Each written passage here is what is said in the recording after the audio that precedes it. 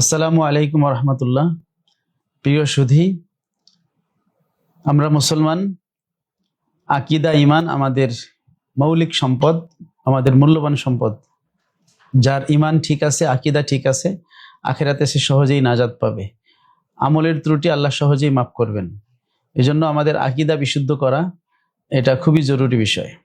আকিদা ঠিক না হলে আমলও ঠিক হয় না, আমলও শুদ্ধ হয় না। আর আকিদার ক্ষেত্রে আহলুস সুন্নাত ওয়াল জামাতের আকিদাই হলো সহিহ আকিদা। এজন্য আমাদের আহলুস সুন্নাত ওয়াল জামাতের আকিদা জানা এবং সেটা বিশ্বাস করা জরুরি। যুগে যুগে ইমামরা আহলুস সুন্নাত ওয়াল জামাতের আকিদাগুলো একত্র করে কিতাব লিখেছেন।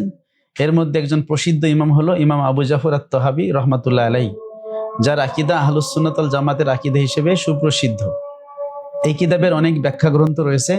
তন্মধ্যে হানাফি মাযহাবের বিখ্যাত ইমাম আকমালউদ্দিন বাবেরতি রহমতুল্লাহ আলাইহি, তিনি হিদায়ের ব্যাখ্যা গ্রন্থ আল ইনায়া লিখেছেন। তিনি এই আকিদাতুত তাহাবীর একটা ব্যাখ্যা গ্রন্থ লিখেছেন, শরহু আকিদাতি আহলিস সুন্নাতি ওয়াল জামা লিল বাবেরতি। এই কিতাবে ইমাম আবু জাফর তাহাবী রহমতুল্লাহর আকিদার সেই মৌলিক মতনগুলোকে, ভাষ্যগুলোকে সুন্দরভাবে ব্যাখ্যা করা হয়েছে কোরআন সুন্নাহর আলোকে। আমরা আপনাদের জন্য এই কিতাবটিকে 44টা দর্সে বিভক্ত করে 44টা পর্বে ভিডিও আকারে পেশ করেছি। আপনারা যদি আহলুস সুন্নাত ওয়াল জামাতের সঠিক আকীদা জানতে চান, তাহলে আপনারা আমাদের ইলমে দ্বীনের এই সফরে শরীক হতে পারেন। এবং এক্ষেত্রে আপনারা আল হেলাল ইসলামিক টিভি এর ইউটিউব চ্যানেলে গিয়ে এই ভিডিওগুলো দেখে আসতে পারেন।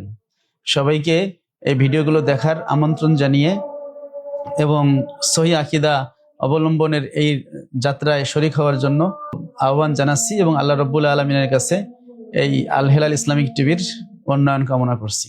আমিন।